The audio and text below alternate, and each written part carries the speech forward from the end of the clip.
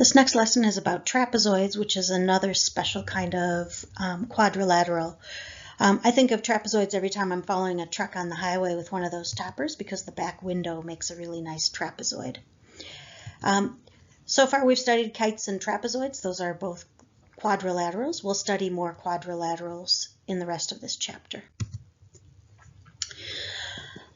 First, the definition of a trapezoid is a four-sided quadrilateral with one pair of parallel sides. So these sides are parallel.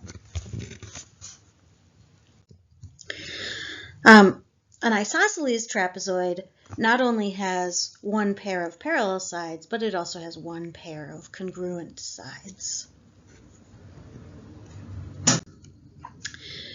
The properties of an isosclese trapezoid, so these are special trapezoids that are the isosclese trapezoids, is that it has one pair of congruent sides, which are called legs, and one pair of parallel sides, not congruent, but parallel sides, that are called bases. So one pair is congruent, the other pair is parallel. That property of trapezoids, the one we just went over, is about sides. This one is about angles. In a trapezoid, you have two pairs of congruent base angles. So the bottom angles are congruent, and then there are also congruent base angles on the other base. The same side angles are supplementary, which means they sum to 180. So your pairs of base angles are congruent. The other pairs of angles are supplementary. The reason for that, in case you just need a reminder, is that those angles are same side interior angles on a transversal. So that's why they sum to 180. The last property about isosclese trapezoids is about their diagonals. The diagonals are congruent. The reason you can justify to yourself why the diagonals are congruent is that there are two congruent triangles here by side angle side. They share this side and they have base angles that are congruent. And because the diagonals are parts of those congruent triangles, they would also be congruent. So as you're doing these practice problems, this last property is about all trapezoids, not just isosclese trapezoids. If you draw a midsegment to the two legs, so the midsegment for the legs, and just a reminder, a midsegment is a segment that connects the midpoints of the two sides. We studied them when we were looking at triangles. Now this isosclese trapezoid also has midsegments. And you should connect the legs, not the bases, when you're drawing this midsegment, but this base and this base. The property is that the midsegment is going to be the average of the two bases. So what that means is that the arithmetic to find the midsegment is you add the two bases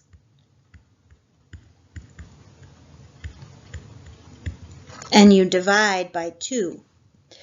Or maybe easier would be to multiply that equation by 2 and say, I know that if I double the midsegment, I get the sum of the two bases.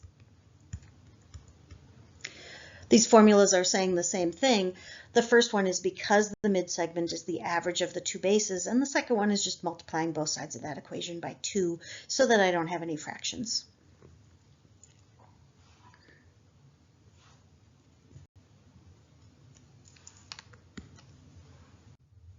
Now that we have our properties, we can use the properties to problem solve. So the first problem here has measurements on sides in terms of x. So this property that we're going to use is probably going to be the property about sides. I know that these two sides are parallel, but I can't figure out what x is because those two sides are parallel. I can figure out what x is because I know that the trapezoid is isosceles, so I know that x plus 1 has to equal 3x minus 5. And then I can solve algebraically for x by subtracting x from both sides, adding 5 to both sides, and then dividing by 2, so x has to be 3. In the second problem, the trapezoid is isosceles. Oh, we want to find the perimeter. Sorry, we're not done on this first problem. So this length is 4, because if I plug in x equals 3, 3 plus 1 is 4. This length is also 4 because it's isosceles. If I plug 3 into this length, I get 6 plus 2, which is 8. And if I plug 3 into this length, I get 6 minus 1, which is 5. So the perimeter is 4 plus 8 plus 5, or 16 plus 5, which is 21. The perimeter is 21 on that problem. The second problem is also using the sides property, and I'll leave that one for you to try. And I will also post my solution online. The third problem is about diagonals. So we know that diagonals must be congruent. AC is a diagonal. DB is a diagonal. So I know that they must be equal to each other. So I'm going to solve for x by saying x plus 5 has to equal 2x minus 2. I can subtract x from both sides, and I can add 2 to both sides. The fourth problem is about angles.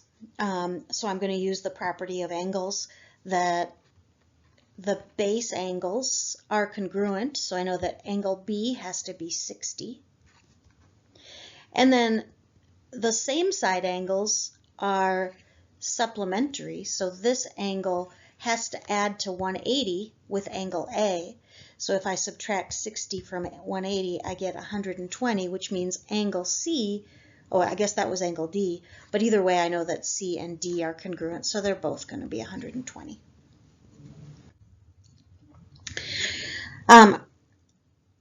5 and 6 are also about angles, so I want you to try those ones.